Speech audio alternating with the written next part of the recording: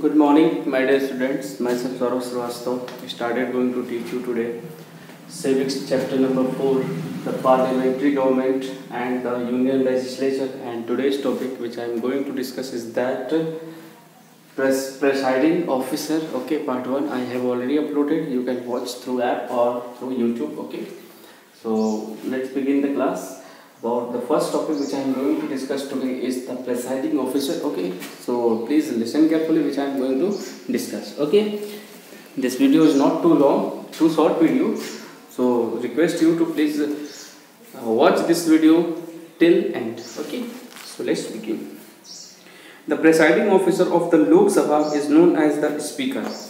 Lok Sabha, which is elected by the people of India as MPs created Lok Sabha, and the member of the Lok Sabha is called member of parliament, and the president of Lok Sabha, which is called presiding officer, the president of Lok Sabha, which is called presiding officer, is also known as speaker. Speaker जिसे हम अध्यक्ष कह सकते हैं लोक सभा का, president कह सकते हैं, प्रेसाइडिंग ऑफिसर कह सकते हैं. Such meanings are included in a one word is called speaker. Speaker ही लोकसभा का क्या होता है? प्रेसिडेंट होता है. ठीक है. The लोक सभा members elected the speaker from among themselves. अब लोकसभा का जो स्पीकर होता है वो लोकसभा के मेंबर के द्वारा ही इलेक्ट किया जाता है, मतलब एमपी के द्वारा ही इलेक्ट किया जाता है. The speaker conduct the proceeding of the houses and maintains order within the house. Speaker का काम होता है कि लोकसभा के अंदर रूल रेगुलेशन, लोकसभा के रूल रेगुलेशन को मेंटेन करना, एमपीज के बिहेवियर को मेंटेन करना, उनके ऊपर पाबंदियां लगाना कि ताकि वो कोई गलत हरकत ना कर सके. ठीक है. इससे क्या होगा, लोगों के अंदर गलत मैसेज जाएगा.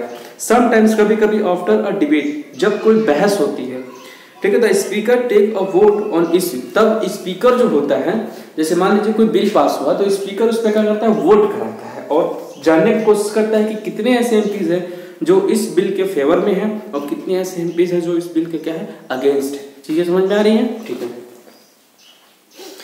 On the issue usually the speaker does not vote. लेकिन स्पीकर जो होता है एक एमपी होने के बाद भी वो वोट नहीं कर सकता. ठीक है, क्योंकि स्पीकर को दोनों पक्ष को देखना पड़ता है, एक जिसकी मेजोरिटी है, दूसरा जिसकी माइनॉरिटी है. But if there a tie, लेकिन कभी कभी क्या होता है कि वोटिंग फेवर में और अगेंस्ट में सेम हो जाता है. ठीक है.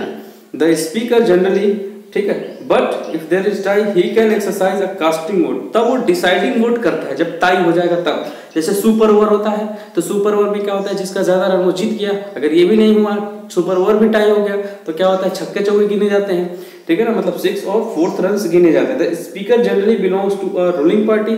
स्पीकर जो होता है वो रूलिंग पार्टी से बिलोंग करता है, but has to act impartially, लेकिन वो बिना किसी भेदभाव के वोटिंग करता है. आई होप आपको प्रिसाइडिंग ऑफिसर बहुत अच्छे से समझ में आया होगा. The Lok Sabha members also elect a deputy speaker. Lok Sabha के जो मेंबर होते हैं, तो जैसे हमारे स्टेट में चीफ मिनिस्टर होते हैं और एक डिप्टी चीफ मिनिस्टर होते हैं, या मान लीजिए प्रधानमंत्री बने, एक डिप्टी प्राइम मिनिस्टर बनते हैं, उसी तरह लोकसभा के अंदर भी एक डिप्टी स्पीकर भी बनाए जाते हैं. Who presiding over the houses in the speakers absence. और जब स्पीकर एब्सेंस रहता है तो उसकी एब्सेंस में वो काम करते हैं. जैसे वाइस प्रेसिडेंट होते हैं तो प्रेसिडेंट के एब्सेंस में काम करते हैं, वैसे ही डिप्टी स्पीकर जो होते हैं वो स्पीकर के एब्सेंस पे काम करते हैं. ठीक है, बातें समझ में आ रही है? ओके.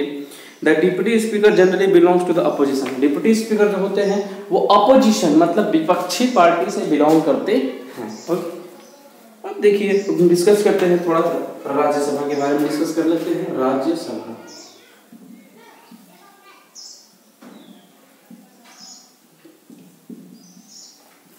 राज्यसभा, लोकसभा के बाद बारी आती है किसकी? राज्यसभा की. देखिए the Rajya Sabha is the upper houses of parliament.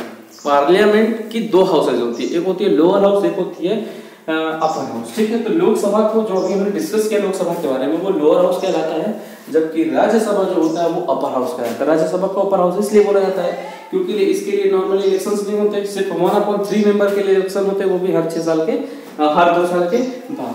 ठीक है. और ये कभी भंग नहीं होती, मतलब इसको टर्मिनेट नहीं किया जा सकता, इसलिए इसको अपर हाउस कहा जाता है. बातें समझ में आ रही है? Okay. It can have up to 250 members. ठीक है. इसमें टोटल 250 मेंबर होते हैं. कितने मेंबर होते हैं? 250 मेंबर. मैं बोर्ड पे लिख देता हूँ, आप इसे नोट कर लेंगे. और याद भी कर लेंगे। टोटल 250 मेंबर्स होते हैं, जिसमें 12 मेंबर जो होते हैं, 12 मेंबर ऐसे होते हैं जो प्रेसिडेंट ऑफ इंडिया के द्वारा अपॉइंट किए जाते हैं। ओके ना। At present the Rajya Sabha has 245 members and 12 nominated and 233 elected. ठीक है ना। इस समय टोटल राज्यसभा में कितने मेंबर्स हैं? टोटल 250 नहीं है, बल्कि 245 मेंबर्स हैं, जिसमें 12 जो हैं प्रेसिडेंट ऑफ इंडिया के द्वारा अपॉइंट किए गए हैं, जबकि 233 मेंबर जो हैं वो क्या किए गए हैं? वो इलेक्ट किए गए हैं। किसके द्वारा? एमपीज के द्वारा, एमएलएस के द्वारा। ये इनका इलेक्शन करते हैं सर। ठीक है ना। The elected members represent the states. जो इलेक्टेड मेंबर होते हैं वो किसी न किसी स्टेट से बिलोंग करते हैं, यूनियन टेरिटरी से बिलोंग करते हैं। More populous state have more members. जो स्टेट की पॉपुलेशन जितना ज्यादा होती है वहां से उतने ज्यादा मेंबर होते हैं। सबसे ज्यादा जो मेंबर हैं वो यूपी से हैं। ठीक है ना। ओके, क्योंकि यूपी का पॉपुलेशन सबसे ज्यादा है। The members representing a state are elected by the elected members of the legislative assembly. मतलब उस स्टेट में जितने भी एमएलए जीत के जाते हैं वो राज्यसभा के मेंबर का इलेक्शन करते हैं। ठीक है। तो ऐसा माना जाता है कि जिसकी सरकार रहती है स्टेट में, उसके राज्यसभा मेंबर ज्यादा राज्यसभा में पहुंचते हैं। The representative of the union territories are elected according to the rules made in the parliament. Parliament में जो रूल बने हैं उसके अकॉर्डिंग यूनियन टेरिटरी के राज्यसभा मेंबर इलेक्ट होकर राज्यसभा पहुंचते हैं। ठीक है। Okay. The members nominated by the president are distinguished authors. ऐसे मेंबर जिसको 12 मेंबर जो प्रेसिडेंट ऑफ इंडिया के द्वारा इलेक्ट किए जाते हैं राज्यसभा मेंबर के रूप में, वो ऑथर्स हो सकते हैं, लेखक, जर्नलिस्ट हो सकते हैं, इकोनॉमिस्ट हो सकते हैं, ज्यूरिस्ट हो सकते हैं, साइंटिस्ट हो सकते हैं, आर्टिस्ट हो सकते हैं, सोशल वर्कर हो सकते हैं, और भी जो मेन काम करते हैं वैसे लोग हो सकते हैं राज्यसभा के मेंबर में। ठीक है ना। Rajya Sabha are poet. ऐसे लोगों को अपॉइंट किया जाता है। ठीक है ना। The Rajya Sabha is not dissolve after a fixed term. Rajya Sabha को एक फिक्स टर्म के बाद भंग नहीं किया जा सकता। It is a permanent body. ये एक परमानेंट बॉडी है, लेकिन इसके 1/3 मेंबर का जो इलेक्शन है हर 2 सालों में होता है। 1/3 मेंबर मतलब 3 में से हर एक मेंबर का जो इलेक्शन है वो हर 2 सालों में, जो 3 में से एक मेंबर है वो टर्मिनेट किया जाता है और नए मेंबर इलेक्ट होके पहुंचते हैं। आई होप चीजें समझ में आ रही हो कि new members are then elected to the vacant seat. Each member has term of 6 years। हर एक मेंबर की जो वैलिडिटी होती है वो 6 सालों की होती है, जबकि लोकसभा के हर मेंबर की जो वैलिडिटी होती है वो 5 सालों को होती है। The vice president of India. ठीक है ना। वाइस प्रेसिडेंट ऑफ इंडिया जो होते हैं वो राज्यसभा के क्या कहलाते हैं? प्रेसाइडिंग ऑफिसर कहलाते हैं। ठीक है ना। He is the ex officio chairman. वो एक्स ऑफिशियो चेयरमैन होते हैं क्योंकि he gets this post by virtue of his office in the chairman absence. जब वो चेयरमैन एब्सेंस रहता है तब डिप्टी चेयरमैन, जैसे कि स्पीकर होता था, डिप्टी स्पीकर होता था, वैसे ही यहाँ भी राज्यसभा में चेयरमैन होते हैं और डिप्टी चेयरमैन होते हैं। तो जब चेयरमैन नहीं रहेंगे तब डिप्टी चेयरमैन क्या करेंगे? वर्क करेंगे। The Rajya Sabha members elected the deputy chairman from among themselves. Who can be a member? कौन मेंबर बन सकता है?